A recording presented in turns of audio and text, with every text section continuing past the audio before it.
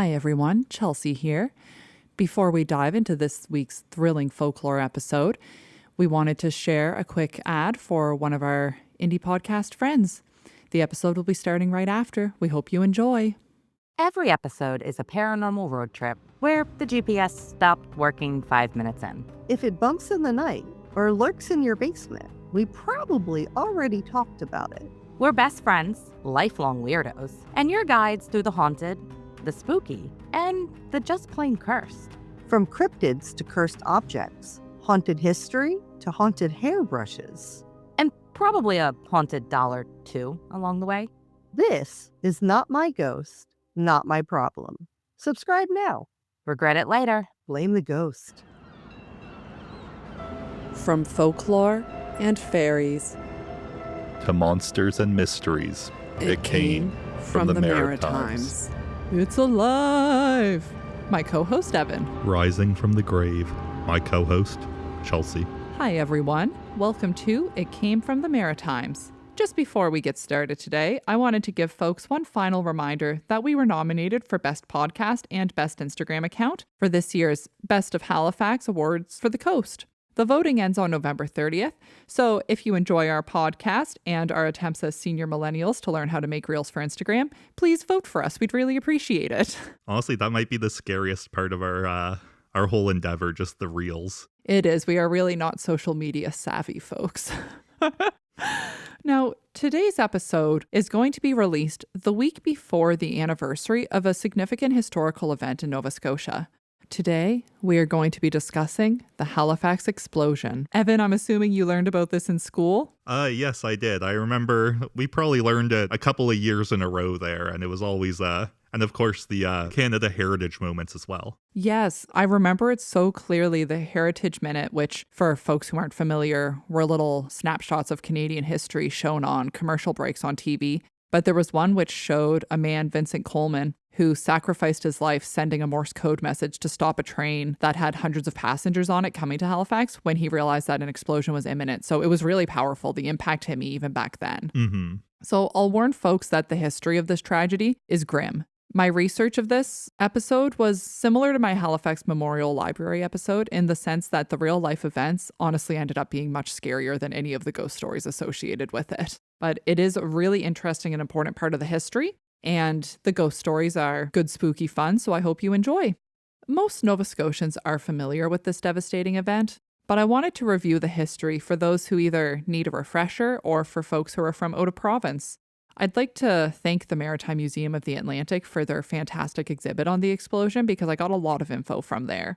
And a little shout out to that museum in general. It's right on the Halifax waterfront. It's well worth a visit. And as we mentioned in our last full-length episode, it actually has artifacts that are possibly from the Saladin, which Evan covered earlier in the month. So if you haven't been in a while, definitely stop by. I'd say I usually go every couple of years, and it's always worth a visit. It's just like very interesting stuff, especially if you're interested in seafarings type of things. Oh, for sure.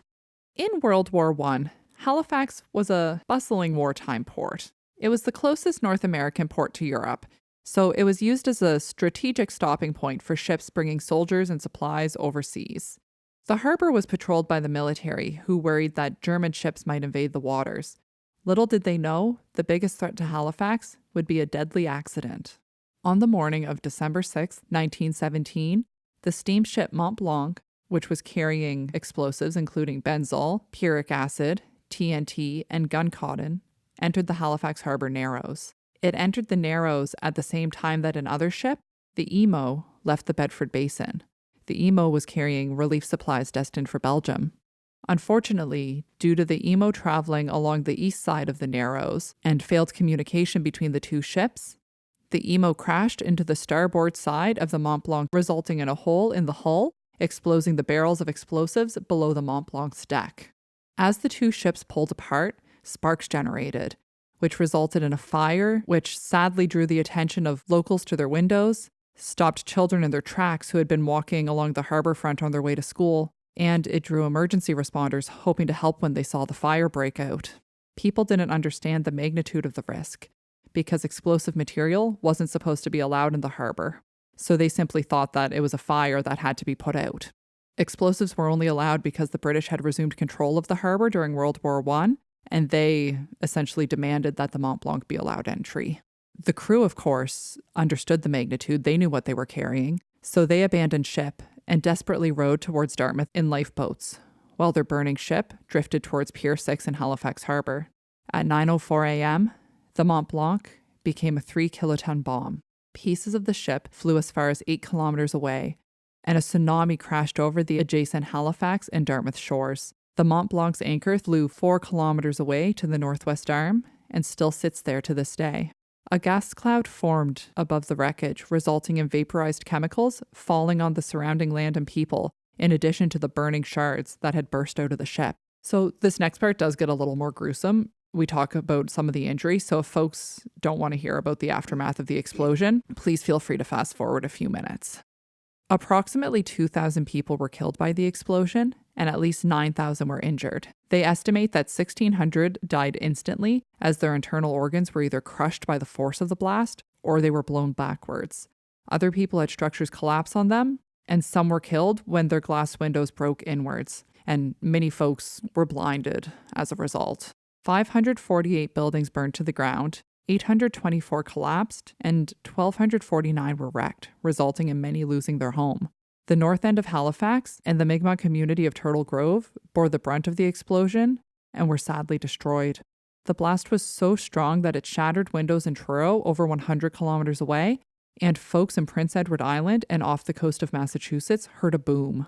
It's just tragic. Like growing up, of course, you know it's bad when you learn about it. But I think, of course, in elementary school and junior high, they try to shelter us from some of the more horrifying facts. So I just never understood how severe it was. No, and that's exactly it. You kind of don't know all the numbers and you don't really understand the scope of everything. Yeah. But then you also consider like how much it did affect the North End and Turtle Grove there and those areas where it really was a tragedy for them. Oh, it was. Let's chat about the more positive part of the history, which is the relief efforts. Kind souls and survivors rushed to Halifax from other parts of Nova Scotia. Even as soon as they were able to, people from surrounding provinces and the United States started to mobilize towards Nova Scotia to offer assistance. Nova Scotia still sends Boston a Christmas tree each year as a thank you because of their significant efforts in relief.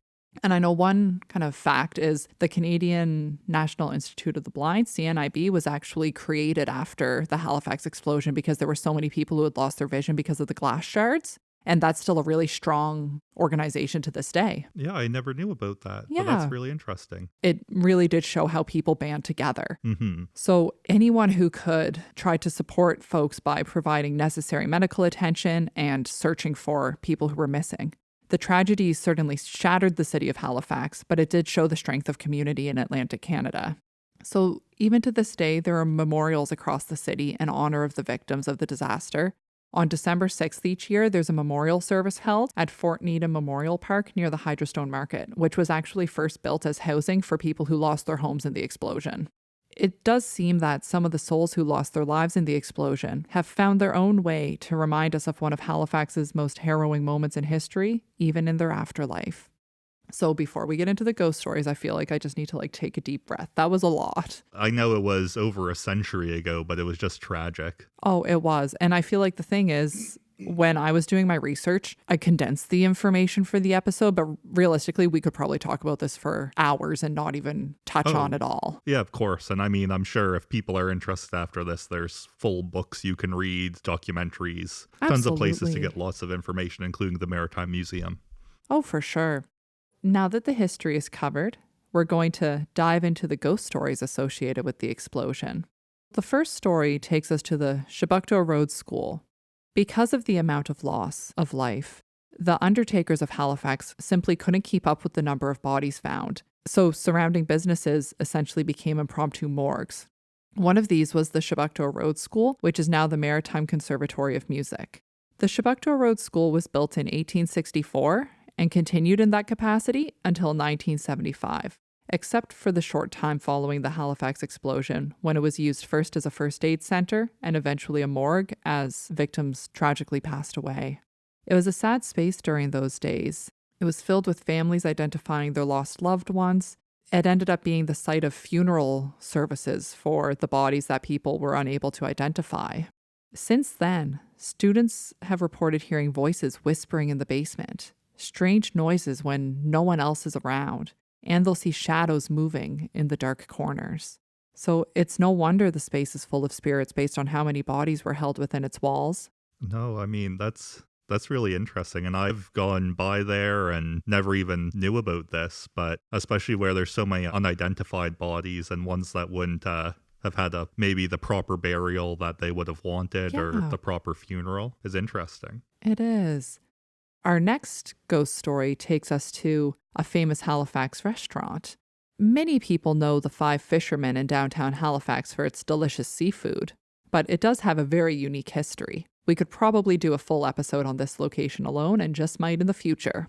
Evan, have you ever enjoyed a meal there? I don't think I have. I know it's a great place. I just don't think I've ever made my way there. I know I have once with my husband's family shortly after I met him. So it's one of those things that if I had been more receptive to spirits at the time, who knows what I would have encountered. Exactly. So the building was originally constructed as a schoolhouse in 1817. And it's actually a heritage site today because it was the first school in Canada which offered free education, which is very cool. Mm-hmm. The building was purchased by the Snow family in 1883, who decided to turn it into the John Snow & Co. funeral home. So think of that the next time you're enjoying your fish and chips. That doesn't feel great.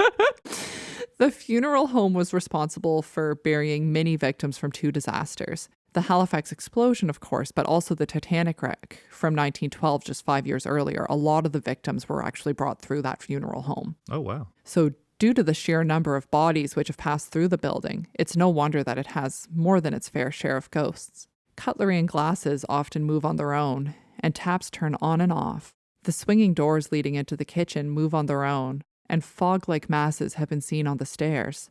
Voices have been heard, cold spots felt. One spirit is that of an elderly man who has been spotted in mirrors and standing on the landing wearing a long black coat.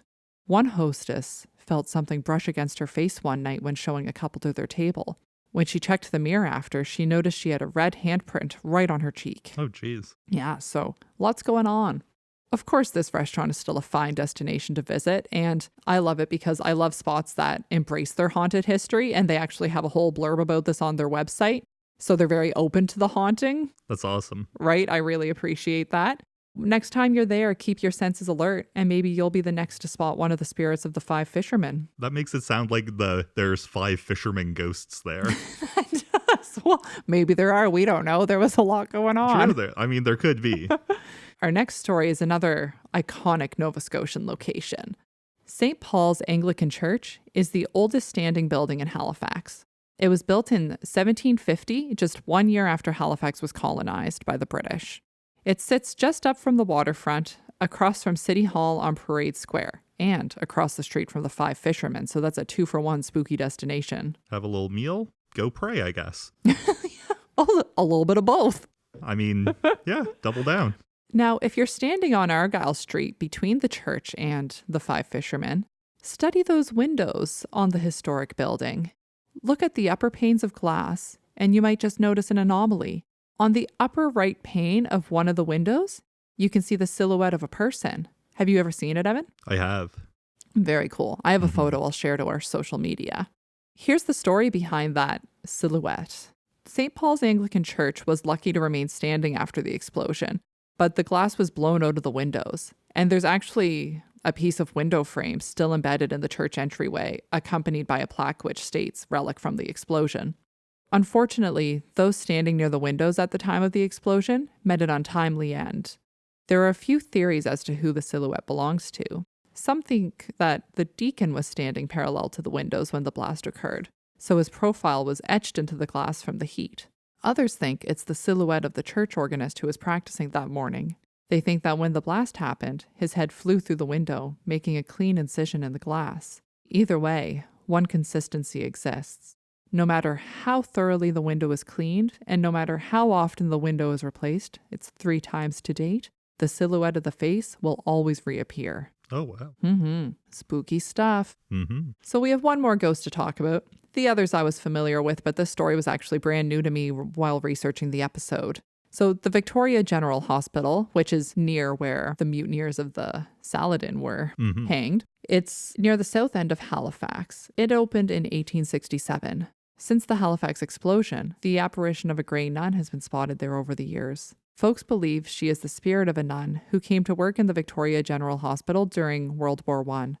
She is a peaceful spirit and will comfort those close to death while emanating a soft grey light and accompanied by a light scent of calming incense. So she sounds like a lovely spirit to encounter. I was about to say, she sounds great. Right. She really does. Just delightful. So there is our episode on the ghosts of the Halifax Explosion. As I mentioned in the intro, it really was a truly tragic event. So it's no wonder there's so many spirits who linger as a result of it. So since we covered a very grim time in Halifax's history today, I wanted to share a few fun facts about Nova Scotia's capital city to focus on the better times. And I found these on the Discover Halifax website. So Evan, you should consider yourself lucky because I was going to turn these into a quiz, but then I just decided to share the facts instead. Thank you. So fun fact number 1, the Halifax Seaport Farmers Market, a favorite spot for both of us, is the longest continuously operating farmers market in North America. Oh, wow. So very cool. And the Halifax Transit Ferry is the oldest saltwater passenger ferry service in North America. Since my husband and I live on the Dartmouth side of the bridge, when we go into Halifax for dinner and we take the ferry, he claims he's taking me out for dinner and a cruise. So if you're looking for a cheap date and you want to impress, that's the way to do it. There you go. Allie, look out. Now, Halifax was the first place of free speech and freedom of press in the British Commonwealth. Is that some Joe Howe stuff? I believe it was. Yeah, I remember learning, I think I learned that the same year I learned about the Halifax Explosion. Oh, right on. That's very cool. Joe Howe did a lot around the city. He did. Now, Halifax was also the site of the first printed book in Canada, which happened in 1752, and the first newspaper in Canada, which was the Halifax Gazette.